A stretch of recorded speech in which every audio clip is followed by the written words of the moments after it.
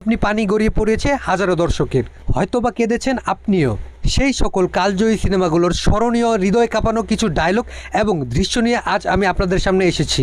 এখন এই সিনেমাগুলোর মধ্যে কোন দৃশ্যটি আপনার মনে সবচেয়ে বেশি দাগ কেটেছিল এবং কার অভিনয়ে আপনার চোখে পানি এসেছিল অবশ্যই কমেন্টে জানাবেন। তো কি অবস্থা, আমি দিস ইজ সজীব আর আপনারা দেখছেন সজীবের ডাইরেক্ট পয়েন্ট। আর আজকের পয়েন্ট হলো কালজয়ী সেরা দৃশ্য স্যার হুমায়ুন ফরিদি সিনেমা অনেক দিনের আশা, যেখানে আমরা তার ছেলে হিসাবে দেখতে পেয়েছিলাম অমিত হাসানকে।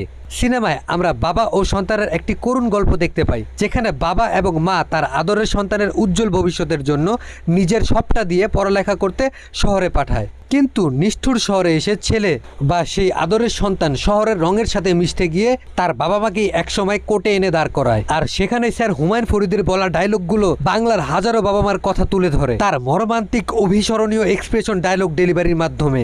দুইটা মানুষ রাত দিন খাইটা একটা দুইটা করে টাকা